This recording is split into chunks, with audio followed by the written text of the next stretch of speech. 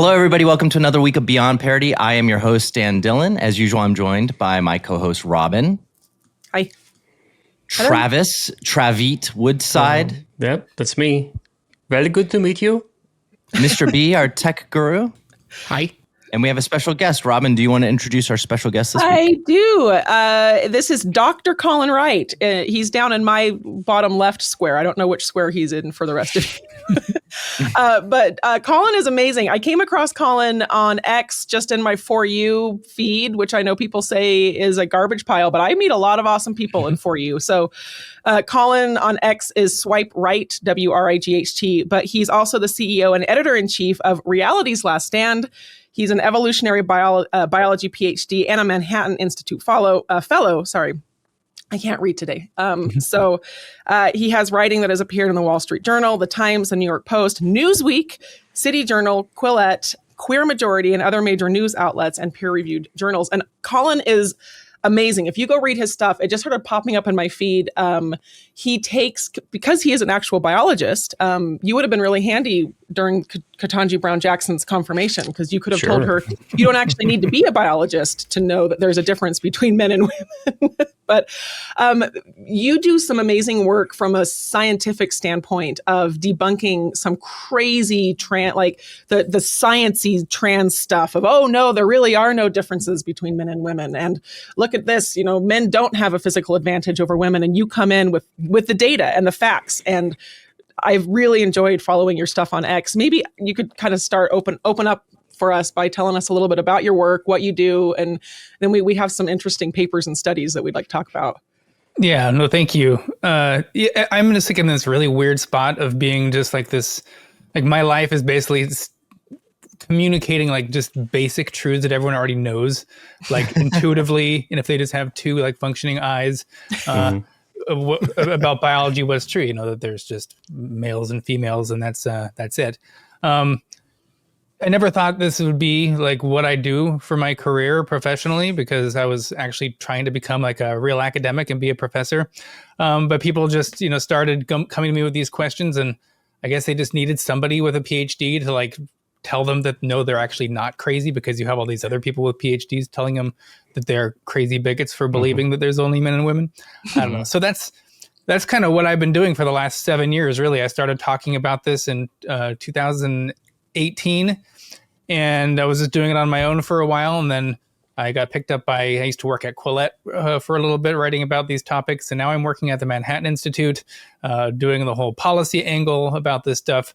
I guess my biggest claim to fame is I was the person who is the lead author on the definitions of male and female for the entire United States in the HHS. Wow. So we're currently using my definition. I also worked with a group of other biologists and philosophers. What's funny is that you say we're currently using my definition. It's like the definition ever changes, right? Like, Right. And that's the thing is, like, it was just like so self-evidently obvious of like what males and females were, and like we just never had this question before.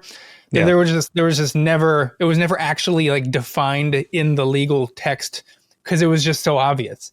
But now we have all these activists that are using queer theory and trying to blurring everything, that we actually just need to have like a robust definition of something that we just took for granted for a long time. So that's kind of where I come in, trying to make these airtight definitions that activists, they're still going to try to undermine them, but at least as airtight as possible to withstand sort of this activist meddling. So that's what I do every day. I just respond to this nonsense. It's a little mind-numbing, but it's also entertaining at the same time. I'm constantly based upon your expertise in the field. Do you think that Mr. B is a man or a woman? I don't know. I haven't done I'm not the inspector general. I'm not a biologist. Yeah. In the government. But they should make a position for me. Another really interesting thing that Colin works on that is, so as somebody who was in the humanities, especially in college, is you've gone in and found some really absurd papers in academia in general, stuff that's getting government grants and funding. And you had an article recently on this little piece of rhetorical brilliance. This is someone's paper. This was not your paper. You found this. Loving the Brine shrimp, exploring queer feminist blue post-humanities to reimagine the America's Dead Sea. What? Someone wrote this What? and presented it. Is this And it sounds like a joke. And are you sure that it's not a joke? I'm sure that it's not a joke. Yeah, Weird this is brine published. It's in a Springer Nature journal, like a real ecological journal. If you look on the website, there's like real papers that make sense and they're quantitative. And then there's just like this loving the brine shrimp thing when they got these people who they're two lesbians, but they self-identify as hydrosexuals, and they talk about like how they use watery thinking and swirly thinking. What is a hydrosexual? I want it. I want it's somebody who is literally aroused or sexualizes water, bodies of water in all its forms. So in this article, there's literally With another a video person or the body of water?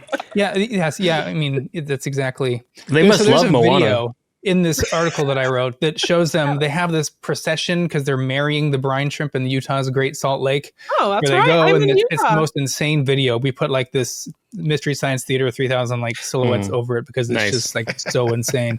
Where they go, they actually marry the brine shrimp in the lake, and then and this is all in the article, and they discuss that they actually like make love to the lake and all of this stuff, and it's just like the most absurd paper. So I've said that we need to move away from, like when people say like jumping the shark is something that is, really insane, you've gone too far.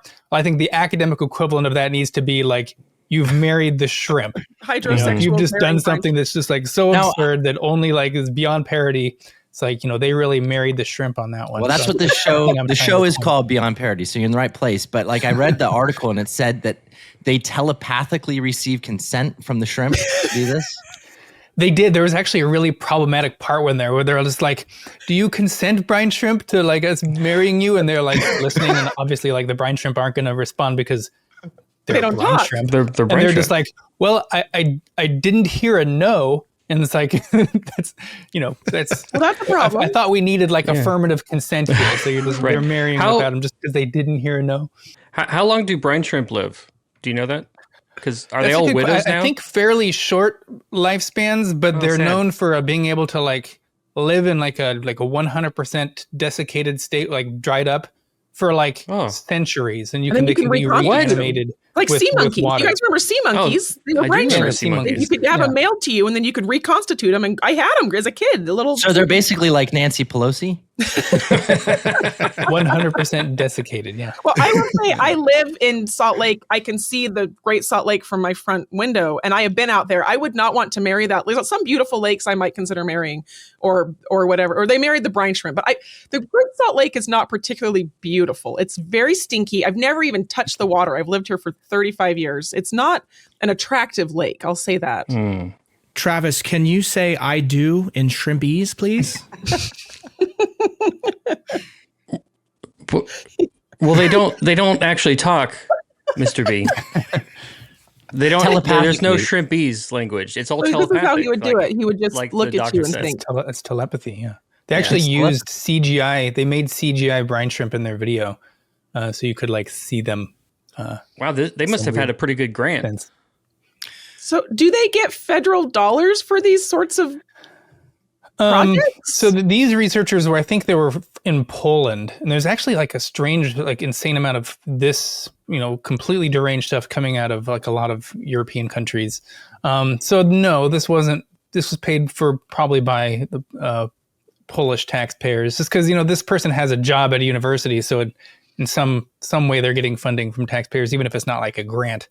But I mean, I cover plenty of other papers as crazy as this, if you can believe it, and even crazier, and sometimes even just like really disturbing. Like this is like an insane paper. Yeah, I saw some. But there's some that are like insane and like really dark and disturbing, where they're just explicitly talking about like the federal grants that they have for these types of things. So I hope that I hope they're no longer being funded. Some of these papers are from like before Trump took office and sort of dropped the hammer on some of those. Well, you said this was Polish taxpayers, so that probably explains a lot.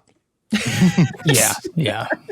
They have a whole Instagram account where they've like created this like baby shrimp hybrid out of like a 3D printer that they have in like a carriage, and it's all like performance art. But then somehow the journals are not able to filter out like crazy performance art marrying shrimp from like real ecological science. It's well, that's because there's made no guardrails. They've made a satire of everything. They're just caricatures of like, I don't know. Speaking of these exact topics, let's get your opinion on this crazy story that happened this week. A lawyer. So I'm going to zoom in a little bit so you can see the actual headline a little bit better. But a lawyer for a trans politician defends indecent exposure charge by saying men aren't penalized for going topless. So basically what we have is that there is a city councilor, Lucy Lauser, wants to get her charges dismissed for indecent exposure. His charges dismissed because he went topless. And so it's this crazy legal world meets real, like the claims they're making about being male or female meet the real world type of a situation in this story, right? So here's a picture. I guess this is just a different picture of this person being topless. I appreciate the pixelating there, I will say. Yeah, the pixelating's here. It's doing a lot of work. So he was handcuffed and taken into jail, and he had to appear before the judge. And basically, his attorney makes this argument that since he's a man, in more words or less, he shouldn't face indecent exposure charges because men are allowed to go topless in public spaces. But his entire life now, he's saying that he's a woman and emphatically insisting. So this is the perfect little illustration here.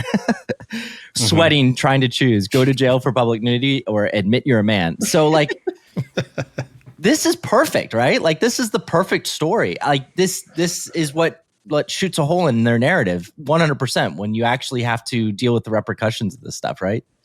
It's crazy. Yeah. So it's like they just want all the benefits and none of the negatives. You know, it's only when it's beneficial to them that they'll take on this female identity. And then, you know, when they can try to weasel out of something, it's all of a sudden, you know, they can just switch again. I guess, you know, that's the whole basis of like this gender identity is like this fluid thing is where a lot of the total insanity comes from. When he wasn't wearing a shirt, he was identifying as a man at that moment. Yeah, he's fluid. He fluid because he didn't want to do indecent exposure in front of people. So he was obviously identifying as a man during that moment. Well, you can tell because he still had armpit hair. It's true. Have you been to France, Travis? Unless he's French. Maybe he's just a big fan of Titanic. The judge in this case said that it's too complicated and you'll have to make a ruling later on a later date. What? But I'm like, but it is. I mean, I don't know what the judge is going to do. Who knows, you know, what the ideological like background of the judge is, because it seems these days that judges make their rulings based upon their ideology, not upon law. If he thinks it's complicated, then he is not conservative, probably, because most conservatives don't see this as a complicated issue. It's just like, so what would you do? You would not charge them with indecent exposure. You just let them go? Yeah. Well, that's what's complicated about it. Well, is that it's like you almost want to punish them, right? Say no. You said you're a woman. You said you're a woman. Delicate question that I don't. Has this man had surgery that? The surgery doesn't matter. The surgery doesn't matter. I would think so though, because they pixelated it. As a mom, on a visceral level, the surgery matters. I'm talking about on a legal level. The surgery shouldn't matter. No, it's either a man or it's a woman. It's one or the other. And what are your chromosomes? Yeah, it should matter. Although I guess that's true. Like, what about a man who identifies as a man and has breast implants? Do they get to walk around? I guess it is complicated. Yeah, it's just a lot. Good question, Dan. Well, I would argue that intent has something to do with it. So if you're going to modify your body to look like a woman, you're taking on some of those, you know, criticisms. Yeah. Colin, I'd be curious to know what you thought as well about the Olympics this week. We talked about it last week a little bit, but then... Before we leave that, what would you rule, Colin, if you were the judge in this case? What would you rule? Are they let off the hook because they're actually a man, or are they going to jail? As you mentioned, there is that catch-22 where you want to punish them and be like, okay, you're a woman, deal with the consequences. But then, you know, I don't want law to become separated from biological sex. So I do think we need to have that single standard. But I think maybe, so they're saying just men can't indecently expose themselves, or is it just they can't indecently expose their chests? Because if there's some guy who's just like, you know, flashing people like that, like that's the intent, I think, was what matters. So I think maybe we should modify the law so like men can just indecently expose their chests. if they're doing it in a manner that's clearly meant to be provocative. So I don't know. Stick with the biology, I think, and just have the sex-based law just because we need to be principled, I guess. Let us know in the comments below what your ruling in this case would be, because this is a very interesting case. I mean, it is complicated regardless of which side you're coming from. So I would like to know in the comments what people think about this. And speaking of the comments, if you're still watching this video, please like and subscribe the video. Subscribe to our channel. We talked about this last week, and we had a really, really good week last week with the algorithm with YouTube. With the robot. With people, sharing the content, liking the content, commenting on the content. It helps to boost us. As you all know, we've had a long history of being blacklisted on multiple social media accounts and on YouTube. And so it's very difficult for us to get our content out there and circulating without people actively making an effort to support us. And the way that you can support us is by hitting like, subscribing, putting a little bell notification on so that when we do publish videos like these, you guys are notified right away. And we appreciate every person who does that. We don't take your support lightly. And even the guys that leave mean comments, that helps. So thank you. Yeah. Thank you for your mean comments. That helps us be seen. I appreciate you. I'm looking at you who called me a blonde bimbo. I'm looking at her. That happens once a week, doesn't it? Yeah. It's me, guys. I'm sorry. I'm just working with the algorithm. It's good for clicks. It's good for rage bait, I guess you could call it. Oh my gosh. So speaking about Beyond Parody and things that are too crazy seemingly too crazy to be true, let's look at this story. So this went nuts on social media this week. A female reporter who slammed Hollywood for thinking female reporters sleep with sources. Not just accused, but admits to sleeping with sources.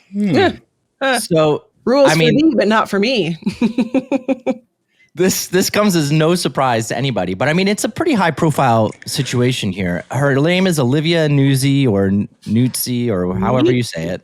I'll just call her Olivia from this point forward. She actually seemingly had some sort of either obsession with and or tryst with RFK Jr. In order to try and get favor. And back in 2015, she made this tweet. Why does Hollywood think female reporters sleep with their sources? Whoopsie. So then she gets caught in this whole thing. She starts talking about the sexting scandal. She even writes, I think, a book about it, right? She's releasing a memoir called American Canto, where she claims to lay out the sordid trysts in details. Oh, she's leaning into it. Yeah, she went undercover. It was for research purposes. And she's also doing the classic writing a book in order to make money off of it too. So she's doing both. She's double dipping. Then she apparently also what? Nothing. There's a joke in there somewhere. This is a PG at best. We just wink. So she also apparently had an actual known affair with another person, the GOP presidential candidate, Mark Sanford, in 2020. So she's the poster child for sleeping with sources, and she's the one who's speaking out against sources. So it's like, how does this stuff happen? I love these responses though. Method acting is one thing, but method journalism is a whole different crap. You gotta be part of the story. You gotta go. So is there actual like stories that she got from doing this that is like the direct result of her sleeping with these people? Like what was the product of this method journalism? I mean, I think she got the story. Maybe like look at this conversation. I spent some time in South Carolina with Mark Sanford. This was like 6 months before anybody knew about the affair. And then Sam Sanders says he looks happy, and she says, "I tend to have that effect." Wow! Like, she's getting these interviews and all that other stuff, and there's whether it comes before or after, there's some sort of favors going on behind the scenes. I respect on some level. So once I would imagine that if you're in these circles, certain journalists get a reputation for this type of thing. And it's like, I'll take an interview with her, like I'm kind of depressed. I'll take an interview with her. I'll have a good time. I don't know. I've been in journalism for 20 years, and it's not like this that I've ever seen. I don't know. This is not. I guess some people say, oh, you have to do shady stuff like this in order to really, knock skulls together and get anywhere. And it's just not been my experience as a journalist. Colin, as a journalist yourself, have you ever felt pressure? I mean, I report on autogynephilic males who think they're women, so I really there's not a crossover. Wouldn't like to go there with. What about the shrimp? Yeah. I could go for a shrimp. Shrimpophilia. Oh man. And maybe that's what like the shrimp people did. So these people married the shrimp, but going back to that, then people married the shrimp, but they're hydrophilic, but they're not shrimpophilic, whatever that word is. They're hydrosexual. Dan, get it right. They made love to the lake, and they married the shrimp. It's a bizarre. Because they're not stupid. They know the lake doesn't have a consciousness. Yeah. They're ecosexuals, which is like this thing of like sexualizing nature, but then they're also a subset of that, which is like the hydrosexual, where it's like specifically water. I think not to get too much into the weeds on this, but there is a conflation now of like anything you feel strong feelings for is a sexuality. It's like, no, you just have strong feelings for something that you like. I love watching sunsets. I love nature, but this doesn't mean I'm sexually attracted to it. Doesn't it? I don't know. I love ice cream, Yeah. It's a different story though. But I do think in modern like culture now, if we have strong feelings for anything, putting on a dog suit or whatever it is, that means that you're sexualizing it. I'm trying to keep this in the realm. Yeah, it's the overdiagnosis of everything, right? You overdiagnose ADHD. I'm not saying that people don't have ADHD. I'm just saying we tend to overdiagnose things. Sure. We tend to overmedicate for things. We tend to overanalyze things because we have so much time on our hands to just sit around, and think about these things these days. Now that technology has gotten to the point that it's at, and there's a lot of people apparently not working and on SNAP benefits, I guess, in this country, or doing whatever they do all day long. They just have time to sit around and think about this stuff. And so it's like you get bored and you start coming up with identities, right? Like hydrosexuality. That's the rise. I mean, Colin, you can speak to this better than me, but I mean, the rise of the trans identification rather than, there was always the definition of a transvestite before this, right? Like somebody who has a legitimate medical issue during birth or whatever, right? Like, and now it's just like whoever feels like it. But when did that transition happen? No pun intended. Transition. Yeah, so there was a major transition. When we referred to people as trans, it used to refer to transsexual. And these are like when you see like the older trans people like Buck Angel, whatever, they refer to themselves as transsexuals, and they're like, where did this transgender stuff come from? Like the way we understood transsexuals was just like this different type of individual who from like, the first times they could speak, they just had like this very convinced they were the opposite sex or should have been, and they hate their genitals. And, it's very different from what we have now, which has changed from really just identifying with stereotypes of the opposite sex or expressing yourself to, sex nonconforming traits. If you look at like the CDC and the APA and how they define transgenderism, it's so expansive. They say it's like an umbrella term for anyone who identifies or expresses themselves or behaves in a way that is not according to traditional norms of being masculine or feminine. So it's just like your tomboys, your feminine men. Like these are now just considered in the broad umbrella of being transgender. So that shift was like during the Obama years. And now we're seeing like the results of this expanded definition. Now like kids can be trans because they can be sex nonconforming and they have this brain body mismatch and we need to get in there and stop their puberty. It's just like that small like shift in terminology has just had a tremendous amount of downstream consequences. The question I really have for you is, sometimes I think I live in an ideological bubble because I do exist a lot in conservative spheres and online in conservative spheres. And there's kind of this wave right now of sentiment that trans is sort of dying out. In your professional opinion, do you see this movement gaining steam still, or do you see it being more on the ebb of kind of where it peaked maybe in 2023, 2022, Because I tend to live a little bit in this, you know what I mean? Like, oh yeah, for sure, it's dying out. Yeah, so that data was widely misreported on. So there was like some evidence that like non-binary identities might have been going down, but it turns out when you like a larger representative sample shows it's at all-time highs right now. Some people want to say that that's, you know, evidence of it's got a biological basis. It's just like left-handedness or something. But the large part of that, what's driving that huge trend and the surge, is people who identify as like this non-binary, neither male nor female type identity. It's like 70-something% of all people who are identifying as trans, which we know that that's a social contagion because you can't actually identify as like not being male or female. That's not like an actual category of human. So it has to be social because you're identifying with a fantasy, you know, idea in your head, a fake creature, basically. So like the brine shrimp. Like the brine shrimp. I mean, the brine shrimp, the mythical brine shrimp. Yeah. What is it? Third spirit or two spirit? Two spirit. Yeah. Yeah, that's a whole other. But you could invent a new one, three spirit. All right. Yeah, three spirit. I did. There we go. I am three spirit. Oh, congratulations. Earth, wind, and fire. And you can't. It doesn't work. Oh yeah, you can't. He's right. There's too much social, like Robin, you say there's this idea that it's kind of dying out. Like there's definitely some signs of at least it's meeting reality eventually. Like if you knew when this stuff started first popping up that eventually some of these things would end up at the Supreme Court. They would end up at, we saw the IOC said that trans identifying males are not allowed to.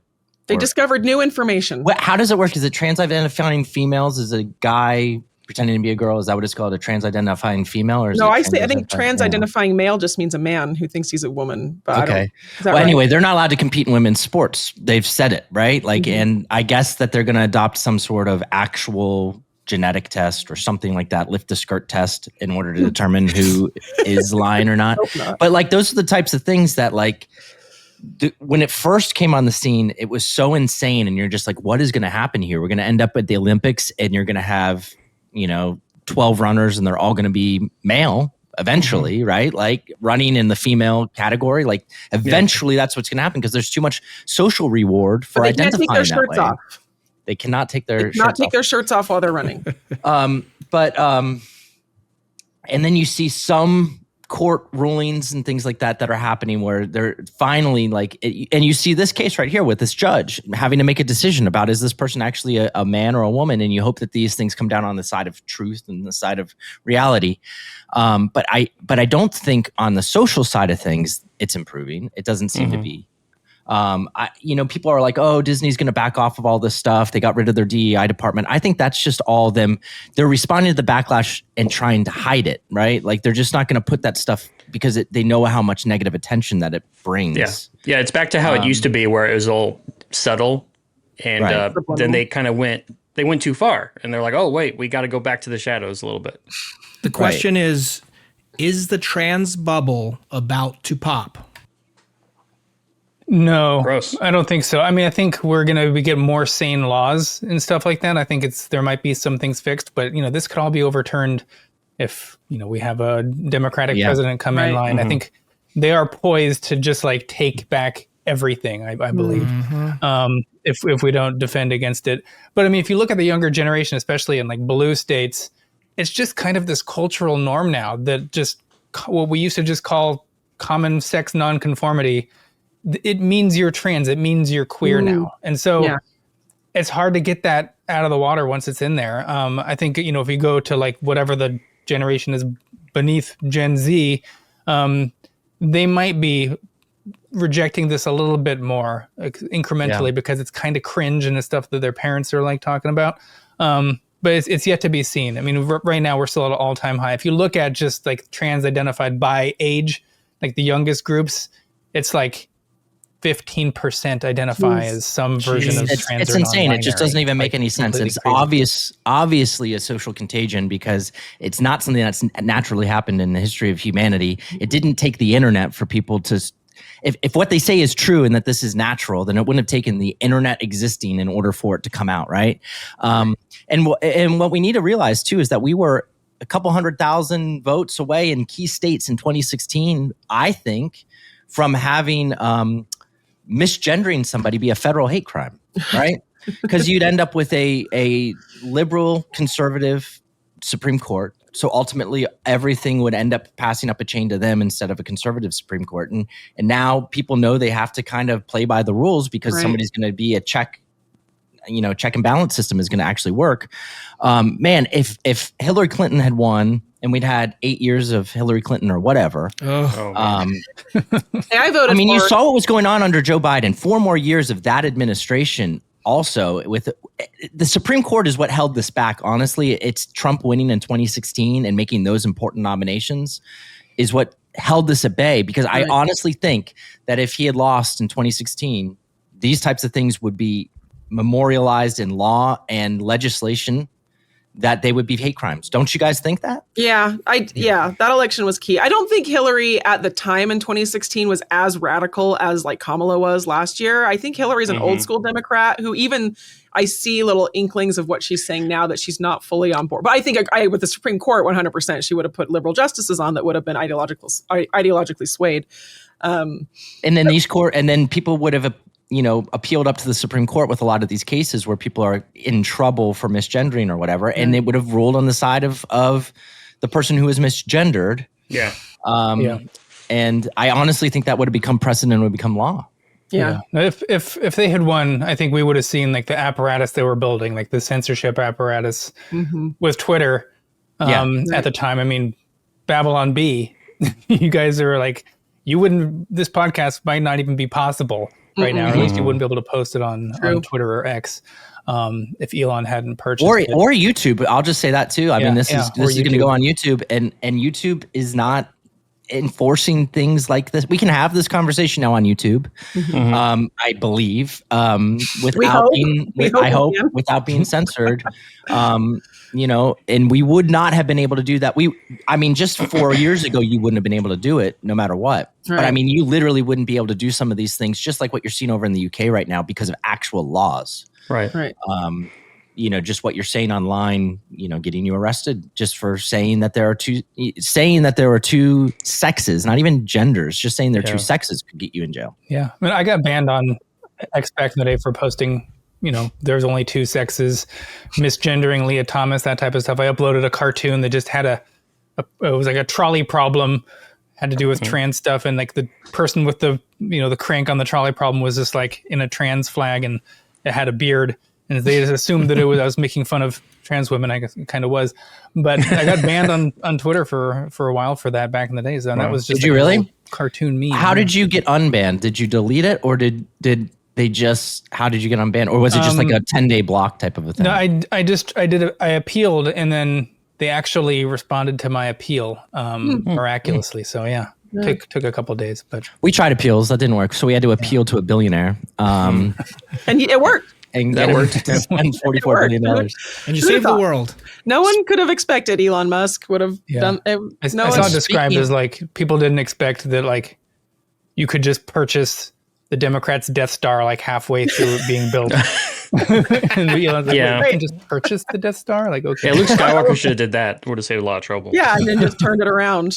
And, that's so speaking of said billionaire, let's watch a little clip from him this week that went viral, where he's talking about AI and money and kind of what the future of the economy looks like. Here are his comments. Let's listen to him and talk about this. And if you go out long enough, assuming there's a continued improvement in AI and robotics, which this seems likely, the money will stop being relevant at some point in the future. There will still be constraints on power, like electricity and mass. The fundamental physics elements will still be constraints, but I think at some point currency becomes irrelevant. Jensen, any thoughts? So What do you guys think about that? Do you think currency is on its way to being irrelevant? Do you think that he went on in other statements too to say that eventually human efforts will be irrelevant and all jobs, every single job, including like jobs like yours, Colin, supposedly will be done by robots. Is that possible? I mean, do you think that that's really where all this is headed? I don't. I mean, I do think like eventually over years and years of iterations on like the Optimus and other robotics, they're going to take over a lot. I think that's just going to be the reality. I think there's always going to be a space for the creative arts. And I think there's always, because he was talking specifically about how there's going to be constraints and limitations just due to physics, there's always going to be currency. That's just going to be kind of how you manage that stuff. Otherwise, how do you determine who gets what? How do you determine our value if we don't have money? For instance, in the future, when everybody has robots and everybody's having everything done, like there's still penthouse suites in New York City overlooking Central Park. Who gets those, right? Here's what I want to know. Like, how do you determine what the social hierarchy is to say who gets to sleep there and who gets to sleep someplace else? Money. I mean, that's the only thing that can really separate those things, right? I am looking forward to a future where I've gone from Travis to Travit already, and I can go from Travit to Optimus Woodside. Yeah, Optimus Woodside. Just a bot. Comment about this, and because I want to know about this from our listeners. And I mean this seriously, not honestly as a joke, but it is kind of a joke. Would you still consume Babylon Bee content, our fake news, if you knew our headlines were written by AI, like wholesale? Would it be as funny? Would it be as interesting? I will say I have gone to AI to get ideas for headlines, and it is crap. It is crap at coming up. I thought, it'll kind of like, I'll type in a topic and say, give me some Babylon Bee headline ideas. We actually have done this before. I don't know if people know this or not, but we made an AOC headline generator using AI. Oh, yeah. And it actually does a really good job of doing AOC jokes. Oh, really? It gets that. Like Exactly. Like it understands like she is so dumb that ... Like it gets that level of humor really well. Like, and so we had it generate like 1,000 of these things or whatever, and they're stored on our website. And you can go on Babylon Bee and go down to the little more drop down, and you can go to the AOC. But that's still human generated. Like humans are finding the funny ones, I guess. I don't know, but I just don't think our content was funny if I knew it was written by a robot. There's a big problem with this. I don't want to listen to, like, there's artists now that are reaching the top of the Billboard charts that are AI generated, and I actually like AI generated music in one like way. Like it's funny, it's fun. My kids like it for silly little pop songs that I use Suno to write these little pop songs. I actually did one this week that was hilarious, where I took a review of the Hampton Inn next to our house, and I put it to music in AI, and it's amazing. It's hilarious. Like there's I got no problem with AI music. We can maybe put a little clip of it up here. It's really funny. Mildew, motley, musty rooms, and fraudulent fees. Beware. Upon arrival, the original room had a strong mildew mold smell. Very musty, I notified the front desk and was quickly given a new room. It's really funny. The review itself started with was funny. But I don't want to listen to AI jazz music, right? Like I don't want to listen to AI as I'm driving to work, like AI generated whatever the equivalent of Joe Rogan. Yeah, AI generated Joe Rogan. Like, I don't want to listen to that. Like, I have a real desire to interact with, socially art that's made by humans, conversations that are made by humans. I don't think that anybody would want to listen to or read if they knew that AI was generating headlines and things like that. And I don't know when it will cross that threshold. I think there will be a day, you would be stupid to say otherwise, where AI will be able to write satire as funny as Babylon Bee. But would it be worth reading? Would people care that it was a robot wrote funny satire? Probably not. I do, but probably the masses won't, right? And that's what they know. You see so much on Instagram. You see these accounts that are just posting viral Sora videos all day long, and they have way more likes, way more views, way more shares than people making actual like good, funny Instagram content. Right. Colin, what do you see in the sciences as far as like Dan said, with your role, with your job, your study, your work, with everything you've done as a scientist, as a biologist, do you think AI could come in and take over research? I know it already has, obviously, but where do you position yourself in that? Yeah, I mean, I think, well, if I could add to what we said just a second ago, I think AI content is probably going to just go to the limit where like 99% of everything we see in here is going to be like AI stuff, but there's going to be a premium for, I think, in-person concerts and like actual art made by people. Like, I think those are probably going to go up in value tremendously because people want that sort of real connection. The sciences, it's kind of a mixed bag, I think, because I think it will push a lot of science forward in a good way, but it can also be gamed. I mean, all the papers that I'm highlighting here, like these things are insane. And now you can have AI, like they can generate this type of stuff because it's crazy and it's cringe. And AI is really good at making crazy cringe stuff that's indistinguishable from a paper about marrying brine shrimp and having sex with a lake. So I think there needs to be a way to gatekeep stuff like this, but it's going to be increasingly difficult because reviewers, they're not being paid. They're just people. They're probably reviewing papers using AI now to help them. So it's going to be AI reviewing AI, and our scientific journals are going to be just flooded, especially the lower quality ones, with just this AI slop. We need to make sure it's actually like the science is making contact with reality in a real way, and it's not just being generated by AI from Chinese researchers sending us, just Reddit. Waves and waves of total crap and flooding our peer review system. There needs to be a jump from what an LLM is to actual intelligence before anything different can happen and AI is used as anything other than a tool. Let me give you a perfect example, which I don't think I've talked about this before, but please stop me if I have. But I'm a software developer, so that's what I do, like as my profession, right? Like, you've talked about that before. We have. I've talked about that. But there's an issue with regression in AI, and this is what an LLM isn't going to be able to solve. So, for instance, a new version of software comes out, like the software called Swift, which you develop apps in for Apple. A new version of that comes out, and it used to be that what would happen is a new software would come out that you need to develop for a new operating system or new whatever, and you need to develop apps for it or whatever. And you're making the apps, and you go on Stack Overflow and you start asking some questions. I am trying to do this, and I can't quite figure it out. And humans that have experienced that before would then answer you, right? And so what ended up happening is Stack Overflow became one of the most visited websites in the world. It's kind of like the Wikipedia for software developers. And that's what all the LLMs were trained on, was all of the answers that humans provided to other people asking questions. This is how you code things properly. Like, it learned from all that, right?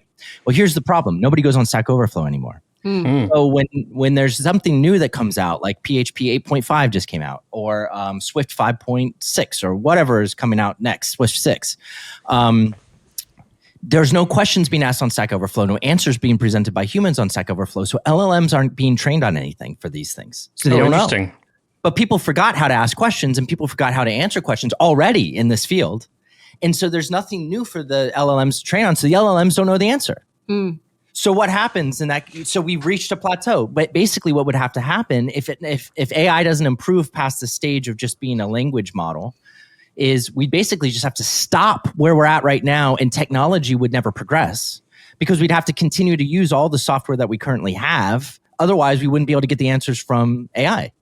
That's interesting. So, it's interesting. It's a conundrum, and the same thing I think would happen, Colin, in your field too, right? Like, that's exactly what would happen. Is once something new has to be thought of, it needs injection by intelligence. Now, I'm not saying that true artificial intelligence, will never exist. It doesn't right now. LLMs appear intelligent but aren't, right? Yeah. So, I mean, do you feel the same way, Colin, in your field?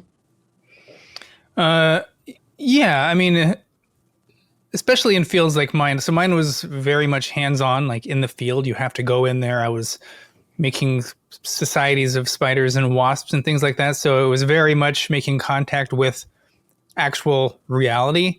And so it's constrained. Like, LLMs are constrained by like how crazy their ideas can get and how they're trying to address problems. They could probably generate some like hypotheses to test and interesting interpretations of like your data and stuff like that. But it's not like some theoretical field or something that might be limited by just like what humans have talked about before. And if we move to a position where it's just LLMs are now generating almost all the content, and now LLMs are being trained on LLM content output, you get to this point in the future where, like, you know, right now, like when LLMs were first released, they're just being trained on 100% human generated data. But if you go out in like 20 years from now, all the LLMs are going to be trained on like 99% LLM produced data, content. And what does that look even like mean at that point? Well, like, are we even in control of our own future? Because AI is now just shaping the direction AI goes in the future. It's going to be wild. I have no idea how it's going to pan out. If you know about math and you know about limits, I mean, you hit a limit, right? Like that's what LLMs are going to do. They're going to hit a limit. And that's why I don't think that the current state of AI is quite as scary as people think. That is not me denying that there's going to be something else, right? Like this is just the first glimpse at AI. But LLMs are not AI, because these things have that honestly, it's a hard ceiling that they hit, because they can't progress any further, because once you start training them on their own output, then you don't just get stagnation, you literally get regression. Like it actually, it's a degrading feedback loop. Right. Yeah, exactly. And well, so and I know that like output. ChatGPT isn't an LLM. Like I mean, it's, and then ChatGPT is not all the AI in the world. There's much more effective, more fine-tuned that people use AI for in programming. But I have found ChatGPT, and I'm going to say this not in a joking way, but I'm going to say it serious, but it sounds sarcastic, is very feminine in its responses, in that it really wants you to like it. And so the more information you feed into it, the more it responds back to you in a way that it feels like you, like, well, for instance, I read this article this week about a huge problem right now with ChatGPT, where it is actually talking people into suicide because it creates a feedback loop, right? You're like, I want to do this thing. And it's like, oh, you want to do it? I'm going to encourage you to do this thing because you told me you want to do it. I read this there's a huge lawsuit right now. Some parents are suing ChatGPT because their son killed himself Yikes. over like months of talking to ChatGPT, and ChatGPT encouraged him repeatedly to take his own life. And I'm not trying to make this dark, but I see this in my own interactions with AI. Is that the reason I say feminine is because that's a very feminine quality, is to want to have people like you. It's a very female trait. And I've read articles about this, kind of the feminization of AI and how we need to make it more agnostic and more male, which is interesting because men dominate the AI field. But I don't know if that relates to what you smart people were talking about, but that's my thought. Does ChatGPT identify as a woman? Yeah. Well, I just asked ChatGPT to write 5 Babylon Bee headlines relevant to the news stories this week. So I'm going to present them. Let's read them real quick. I have not reviewed them. I don't know what it's going to be rough. I don't know what it's going to be. Okay. All right. Here are 5 more. Okay. Congress heroically solves border crisis by passing bill that says fix border crisis. Okay, that's kind of funny. That's kind of...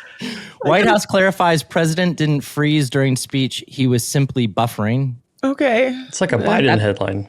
That seems like a Biden headline. I think ChatGPT is confused again what year it is, kind of. CDC warns Americans to avoid holiday travel unless absolutely necessary, like going to hear their press conference about avoiding holiday travel.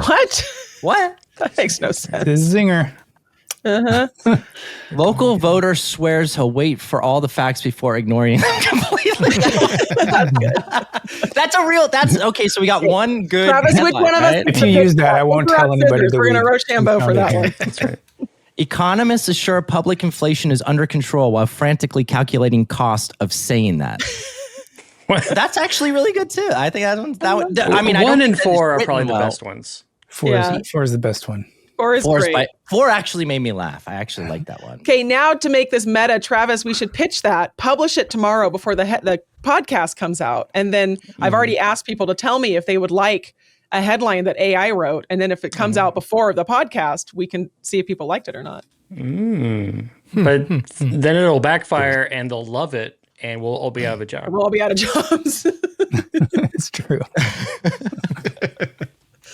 Anyway, so we got 20%. I would say we're actually good headlines there, right? But it was also kind of like one of those jokes that's not like that in tune with the current news. It was kind of one of those always funny jokes, right? It was a generically funny joke. But it can do stuff. It can emulate our voice. It can emulate those things. It can do it. But You didn't say make a Lord of the Rings headline. You should have done that. And then it would. Oh, yeah. All right. It's time for us, though, to transition. Again, we use that word. We used that word a lot last week, too. Can't say it. To our blue-haired breakdown. This one's short, only 15 seconds long. And profane. But again, it is relevant to the conversation that we're having here today. I'm glad we had Colin on for this particular week, because here we go. We have I guess this is a trans person going nuts about something. There's no way to tell. Which is pretty much what we always have on blue-haired breakdowns, it seems. All right, here we go. Whoa. Okay, I gotta start it again. Some man asked me out and told me that he would regret it for the rest of his life if he didn't. And then I had to tell him I was trans, which is already so incredibly awkward. And then he told me that was a problem for him. It's so beautiful. And I hate that. We're going to watch it one more time. And told me that he would regret it for the rest of his life if he didn't. And then I had to tell him I was trans, which is already so incredibly awkward. And then he told me that was a problem for him. You guys remember Fran Drescher from the Nanny? That actress? Yeah. This guy's voice is nowhere near as bad as her voice. That's true. That's fair enough. I just don't believe videos like this, because there's no universe where like this guy would have not known this person was trans. I mean, it's true. Come on. Yeah, they're all. It's like self-congratulatory. Like, oh, I passed so well, and it sucks. I had to like divulge this thing that everyone watching this video can clearly see. Yeah. I mean, the only situation where I guess that could probably maybe be true is that they manipulate their profile photos or whatever so much on filters. Whatever people use now. Do people use eHarmony anymore? I don't think trans people do. Yeah, eHarmony is the one. But yeah, you're right. On their GeoCities page, they put the link up there. You put one photo on there and then you start talking on the phone. I mean, if you talked on the phone to this person, you would also know they were trans. Ham. Unless they thought it was Fran Drescher, like, oh, you're famous. Yeah, my spidey senses would be tingling if I heard that voice. All right, let's do it. Let's do another little clip real quick, because this one's funny. This is just very short. This is President Trump calling a news reporter Piggy. I don't love this. I'm going to go on the record and say I don't love this. But you're not a supporter of Piggy. Does he say Piggy or Peggy? Is her name Peggy, the reporter? I don't know, but he says quiet Piggy, I think. I don't love it. If there's nothing incriminating in the file, sir, why not say quiet Piggy? It sounds like Piggy. It does sound like Piggy. I have no idea. I saw a picture of her. She's not that it would be appropriate if she was, but she's not a chubby woman. She's a nice, attractive looking woman. Peggy, there are some attractive pigs in this world. Like Peggy is animals. Peggy's an abbreviated, like not an abbreviated name, but it's like a nickname or whatever from Margaret, right? Is it Margaret? I have no idea. Because I know some people are actually named Peggy, but I think the people who are, it's kind of like Robert and Dick. It is a nickname for Margaret. Yeah. Really? That's AI. So maybe her name's Margaret. Wow. I don't know. And is that the only audio we have? Because it sounds just like a little. It's garbled. really bad. It is. It's hard to tell exactly, and that's why there's a little bit of a question to it. Yeah. But it's like, why would he say that if she's not? Yeah, it's just random. Yeah. If she is overweight, it's really mean. He shouldn't say it. But he's done worse things. Honestly, he said worse things. Worse things. But the way he says it, like his demeanor, like he really goes in like Piggy, and I'm pretty sure he's saying Piggy. I think it's funny that it's so plausible that it could have happened. We're just like. True. Maybe it's not even. It's not beyond the pale whatsoever. Mm-hmm. But then he does all. He's such an interesting president, because then he goes and I won't show the video because it's ridiculous. But there's like a Sora video of him and Ronaldo playing soccer in the White House, and that he shared on Truth Social, which is kind of awesome. And he's sharing it, and he's like, and I think he said, is it Ronaldo who he had in the White House? I think it was, but he said he's grat. He misspelled great. He's like, Ronaldo is so grat. And it was like, and he didn't even edit it. He didn't change it. It was on his own social network. Because now that's how you spell it. According to Trump, now that's how you spell great. Just like Kofefe, right? Kofefe, yeah. So one other, the last news story, which we'll touch on, is Jasmine Crockett thinking that Jeffrey Epstein was donating to a bunch of Republicans. So this is the clip of her accusing them of receiving funds from Jeffrey Epstein and having no problem with it. So, but there's a major problem with this that we'll touch on once we play the video. Folks who also took money from somebody named Jeffrey Epstein, as I had my team dig in very quickly. The NRCC, Lee Zeldin, George Bush, Win Red, McCain Palin, Rick Lazio. I just want to be clear. If this is the standard that we're going to make, just know we're going to expose it all. And just know that the FEC filings, they are available for everybody to review. So there's a major problem with this. Can anybody guess what that is? Well, I already know the answer. So my thought is those are all the Republicans that switched over and endorsed Kamala during the election. But I don't know if that's what you're thinking. No, the major problem with this is that it is a person named Jeffrey Epstein, but it's not Jeffrey Epstein, the one that you're thinking of. It's a different Jeffrey Epstein. Yeah. So Jasmine Crockett actually attacked EPA head Lee Zeldin for receiving money from one Jeffrey Epstein. The problem was that it was a different Epstein, a New York doctor. Whoops. Ugh. So what's even funnier about this is that she's now been confronted with this, that she was wrong. And she went on CNN and she basically said that she wasn't making the point that she was trying to make. She wasn't insinuating in any way, shape, or form that it was that Jeffrey Epstein. She just said, come on, Jeffrey Epstein. Yeah. But it's like, are you serious? I love her clips. Her clips are going to be endless. For however long she's in the house. I mean, it's like it's AOC all over again. She is. Yeah, now that Marjorie Taylor Greene's going sane or whatever, I don't know, that she's apologizing for being crazy. We're gonna probably have fewer. Wait, she has. She sort of apologized for toxic insults or whatever. Did she apologize for saying the moon landing is fake or whatever? She did not apologize for that. Because it's fake. All right, I'm sharing this now because we can. These are our AI generated AOC headlines. AOC flabbergasted to discover Earth is round. These were all generated completely by AI. Except for the pictures. Left speechless about after having to make basic moral distinction. That's great. AOC outthinks one of those complicated door openers at the grocery store. AOC easily convinced to invest entire fortune in Beanie Babies after seeing Monopoly money profit margins. What? I don't get that one. That doesn't make any sense. No, it's just random. AOC mistakes paperclip magnet for microscope. May have discovered cure for it. What? I don't know. All right. So we're now at the segment where we are going to read some subscriber submitted headlines. These are not AI, hopefully. Hopefully our subscribers aren't just generating AI slop. But we have hopefully our subscribers aren't AI. That's true. Hopefully they're not all bots. We have a forum on our website where we allow people to subscribe and they can submit forum headlines where they actually make pitches to us, and they often get featured, they often get published, and a lot of people even get hired. Robin got hired, the Bob on B, through the submission through our forum. Nice. I came up. So let's go ahead and bring these up. Let's look at our featured headlines of the week. And Travis, you want to do the honors and read? Absolutely. From Mark J. Shady, toddler's pathetic story going nowhere. That looks like my daughter too. That totally really looks like my that toddler one. daughter. I love that one. I'm going to get that one. We should publish that. That one's really good. Oh man. And it's true. It is true. It is.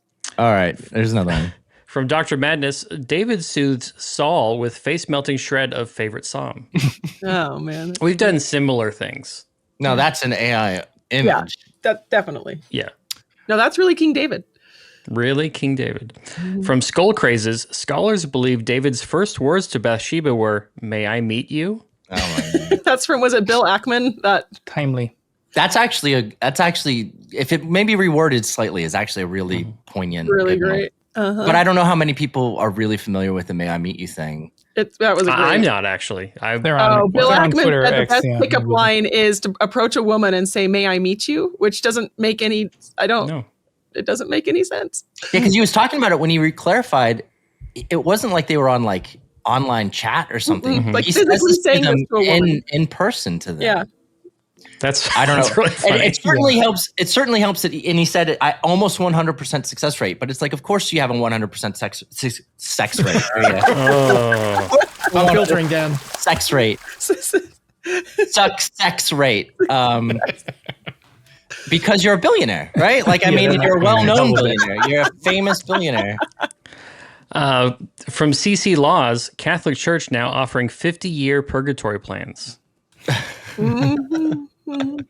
That's kind of funny, I guess. It's kind of. All right, so publish headlines for the week. Let's read these ones, and then we'll hand it over to Mr. B. From Dr. Conservative Prof, whoops, Trump says Epstein files were lost in tragic boating accident. Oh my gosh, that's pretty good. What was our actual headline? Let me read it. Trump sadly announces a dog ate the Epstein files, and then the dog was lost in a boating accident, and then the boat was nuked. We went a little. I actually kind of like. This is one of those rare instances. I actually kind of like Dr. Conservative Prof's version a little bit more than what we published. Also from Dr. Conservative Prof, Five Guys offering 50-year mortgage financing. Oh yeah, that's pretty much I think what it was for burgers. I think we just added for it hamburgers. just was burger instead of mortgage financing. I think that's what Doc probably meant to write, and then just kind of left it. All right, let's read one more. This is the last one for this week. From Not the Bees. Dems scrambled to modify Statue of Liberty poem to include "Give us your tired, you're poor, you're overweight." We did no fatties. We did no fatties. Yeah. We did no fatties. Kind of completely different, actually. Yeah, poem on Statue of Liberty updated to read "No fatties." It is different, but I guess it's rooted in the same joke. All right. So this is the segment where Mr. B will now ask us some personal questions. I think he'll probably have one for you, Colin. All right, Colin, let's definitely start with you. If someone wanted to understand you through three things, a song, a movie, and a snack, what would you pick?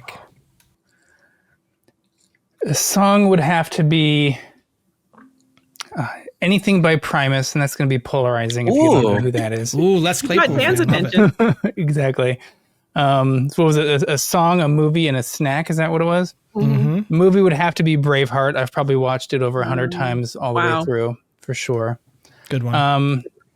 And a snack, I'm going to go with like a candy bar in some sense here, because I'm not really much of a snacker, but it's got to be the Reese's Peanut Butter Cup. That's a good candy bar.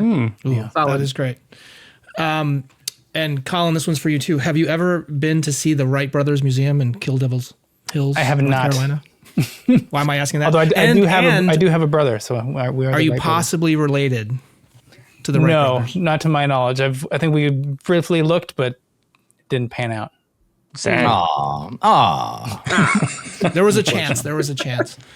That sounds like a Minecraft guy, Dan. I'm going to try something new this week. We're going to do a little Name That Tune. I think I can play 2 seconds of music without getting booted off YouTube. So I want the name of the band and the name of the song, and whoever shouts it out first wins. Okay, you ready?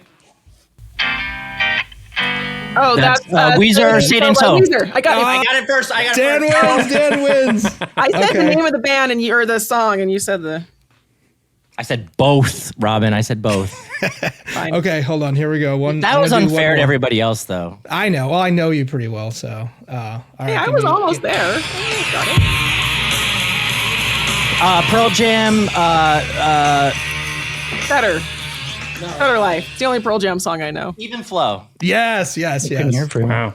I couldn't hear it either. I know that's part of the game. I think this is rigged. I couldn't hear it. Well, it was definitely rigged because I started with 90s grunge rock. Mm-hmm. Okay, Travis, what was your first home gaming system? Well, technically, I guess it was the Intellivision. It wasn't. I didn't own it. My brother did, but we had it in the house, and I remember playing Pong. Intellivision. Yeah, that was fancy back then. You don't still have it, do you? No, I don't. I did buy him a used one eventually, as like a antique. I don't know if he's ever used it, but so kind of a collector's item. Yeah, I bought my kids an original NES, but we don't have the conversion from whatever it was. Was it just the AV cable to an HDMI. I don't think it was. I think it was a coaxial cable back then. I don't even know if it had AV. It was like composite, right? Yeah, whatever it was. We have access to all the original games, and I have killed my kids this week on Mario Kart, the original NES. I beat my 16-year-old 3 matches in a row. Super NES. I just have to be a snob. Super NES. Okay. Yeah. But it's been really fun to kill my kids at something. That doesn't sound right. No, it doesn't. I'll edit that so it really looks bad. Finally able to. Robin, the last question of the episode. Have you ever had a wrong place, right time moment?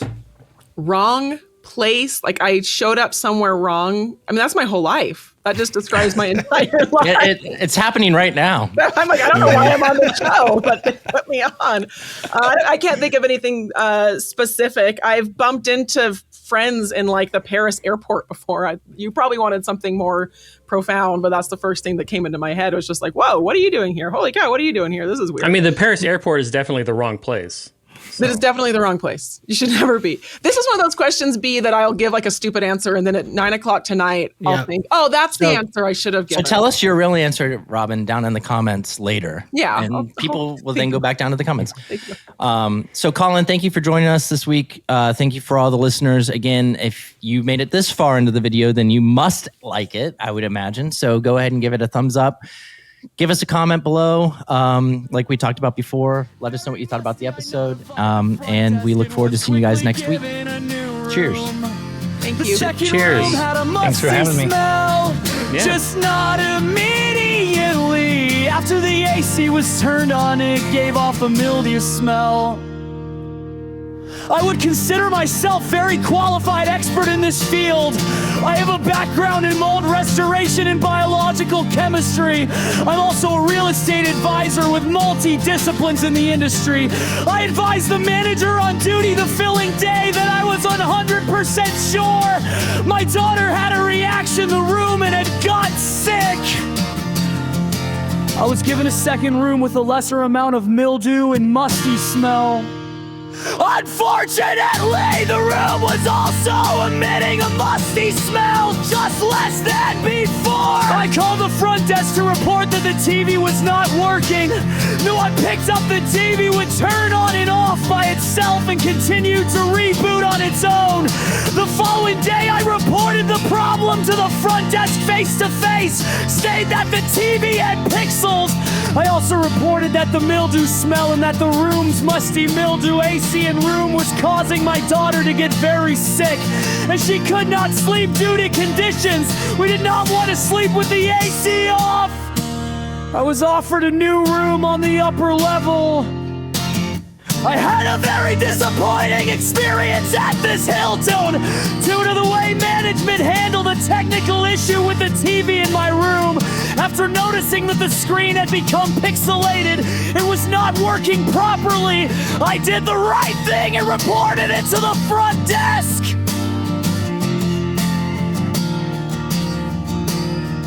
I was relocated to another room due to the musty room and the health symptoms we had, only to find out the next day that the manager, Zeke, charged me a repair fee for the TV.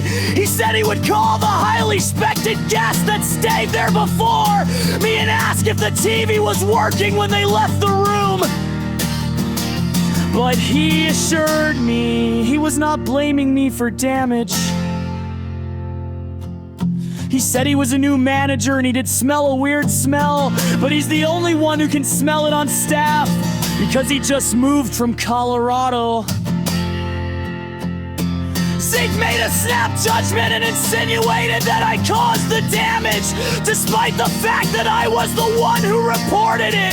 He stated that a VIP guest who stays in that room often could not have been responsible, and by process of elimination, blamed me.